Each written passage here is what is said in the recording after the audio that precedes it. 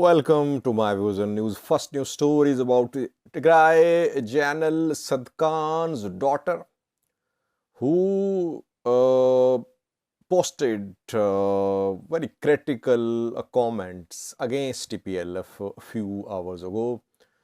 2 days ago, Tigray-backed news sources shared pictures of Tsadkan with other military leaders and TPLF leaders. And Tigray regional state media tried to give impression that Tsadkan was part of the arrangement announced 2 days ago for the formation of interim government. But what is Tsadkan's daughter saying? Secondly, viewers, Southern Oromia, Guji, where protests started almost a week ago. 3 casualties are being confirmed now. Security forces are trying to crush protests in Guji. And thirdly, Isas Afwerki is going to be interviewed after a few hours on Ere TV and radio station, Eritrean state-owned radio station. His interview will be broadcast, and the interview will focus on domestic issues. Which domestic issues will he speak on? And which questions are being asked? Firstly, viewers, Tsadkan.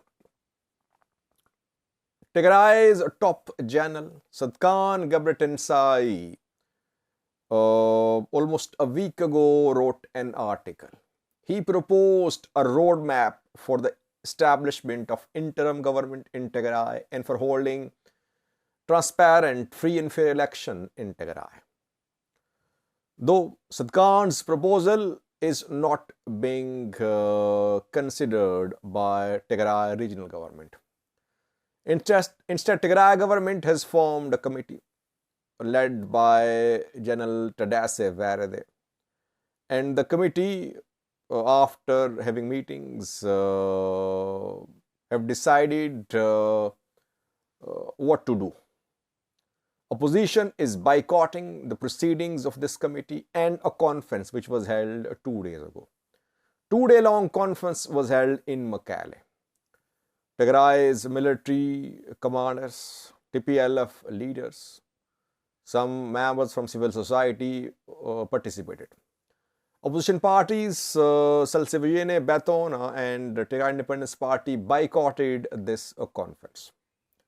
And Teklai Ashebar, a Tigray general, criticized opposition parties at the conference, especially Salseviyene. And after the conference, we saw that a document was published that it contained principles agreed by the participants. And then we saw pictures showing Tsadkan, Varede, Debretsion and others. And what we are learning is that a formula has been decided for the establishment of interim government. Reportedly, Debretsion will retain his position as president. Ziodi Cross, female general, will be his deputy. And there could be another deputy who is from education, who's an educationist. Opposition parties will have some positions, but mainly it is TPLF and TDF which will be in charge of key ministries and more ministries than opposition in interim setup. Though the formula has not been made public so far. Tsadkan was shown by Tigray's media to create impression that Tsadkan is on board with the recommendations, with the understandings reached at the conference. But Tsadkan's daughter a few hours ago posted about the conference. Samira Tsadkan is Tsadkan's daughter. And she says, firstly, she says transition from TPLF to TPLF. So what happened at Mekelle conference She's saying it is transition from TPLF to TPLF. It means that transitional government, interim government is TPLF. So no change. She's criticizing the process adopted for formation of interim government, that there is no change. Secondly, she said in the post that her father's comrades invited him to the conference. He attended, but he criticized, and his criticism is not being registered. It is not being shown. Rather, only his pictures with participants are being shown to give impression that he backs this understanding reached among TPLF, military and some other players. So clearly, Tsadkan is not on board, but he attended the conference because obviously a man of Tsadkan's stature cannot reject invitations because he's one of the key men in Tigray. Now, opposition, which we felt was alone, is not alone, at least that there are some military commanders supporting opposition. By supporting opposition, we mean that these military commanders and opposition parties, they want a transparent mechanism for the establishment of interim government and for holding of regional election.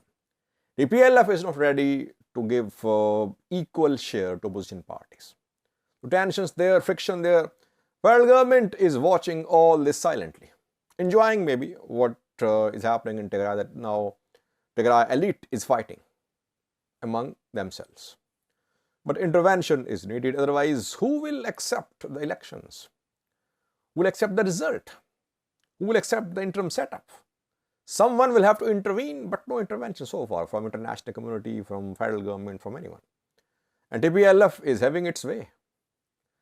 Question is, which options does opposition have any options? What will it do? Of course, it cannot have any relief from a court. It cannot take to streets. It will not be allowed to protest. Military split. How will opposition ensure that TPLF is forced to adopt a transparent mechanism for the holding of election? That remains to be seen.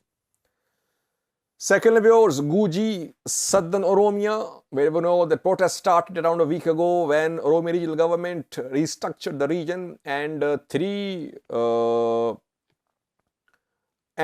new zone was created. Several new zones were created, administrative zones.